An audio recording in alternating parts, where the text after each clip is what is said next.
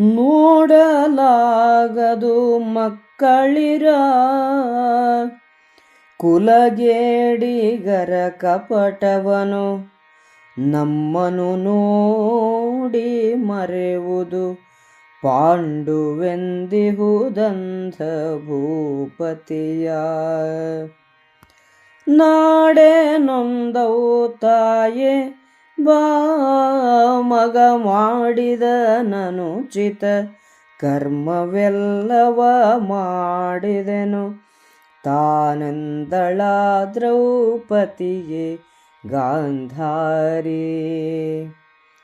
ಮರೆದೆ ನಾಗಳೆ ವಿಗಡ ವಿಧಿ ಎಚ್ಚರಿಸಿದರೆ ಹರಿ ಭಕ್ತಿ ಮುಖದಲ್ಲಿ. ಮುರಿದುದೆಮ್ಮಯ ಪೂರ್ವ ದುಷ್ಪ್ರಾರಬ್ಧ ಕರ್ಮ ಫಲ. ಹೆರರನೆಂಬುದು ಕೂಳತನವೇನ್ ಅರಿಯದವರೇ ಪಾಂಡು ಸುತರೆಂದುರು ಬೇಯಲಿ. ಭಿನ್ನವಿಸಿದಳು ಗಾಂಧಾರಿ ಗಭುಜಾಕ್ಷಿ. ಸಾಕು ನೇಮವ ಕೊಡಿಯೆನುತ ಕುಂತಿ ಕುಮಾರರು ಬೀಳುಕೊಂಡರು. ನೂಕಿ ಹೊಕ್ಕುದು ದಾರ ಒಟ್ಟದಲ್ ಇವರ ಪರಿವಾರ. ತೋಕಿದವು ಗುರಿಗಳೆಡ ಬಲದಾಕೆಯಲಿ. ಪಾಂಡವ ಕುಮಾರಾನೀಕ ಬೆರಸಿತು ಗಜ ತುರಗರಥ ಪಾಯದಳ ಸಹಿತ. ಕಳೆದೇವೆ ಖಳರೊಡ್ಡಿದಿರುಬಿನ ಕುಳಿಗಳನ್ನು ಕೈ ತಪ್ಪು ಮಾಡದೆ ಸಲಹಿದೆವೆ ಸತ್ಯವನು ಸುಜನರ ಕಲೆಗೆ ಸಂದೆವಲೆ.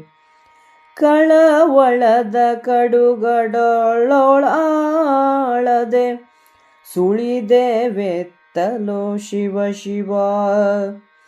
ಯದು ತಿಲಕ ಗದುಗಿನ ವೀರ ನಾರಾಯಣನ ಕರುಣದಲ್ಲಿ.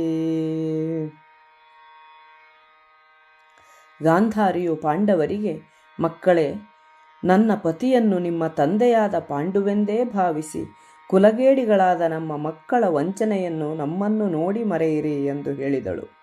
ದ್ರೌಪದಿಗೆ, ತಾಯಿ, ಬಹಳ ನೊಂದಿರುವೆ. ನನ್ನ ಮಗನು ಮಾಡಿದ ಅನುಚಿತ ಕಾರ್ಯ ಎಲ್ಲವನ್ನೂ ನಾನೇ ಮಾಡಿದೆ ಎಂದು ಭಾವಿಸು ಎಂದು ಹೇಳಿದಳು. ದ್ರೌಪದಿಯು ಗಾಂಧಾರಿಗೆ, ಹಿಂದಿನದೆಲ್ಲವನ್ನೂ ನಾನು ಮರೆತಾಯಿತು.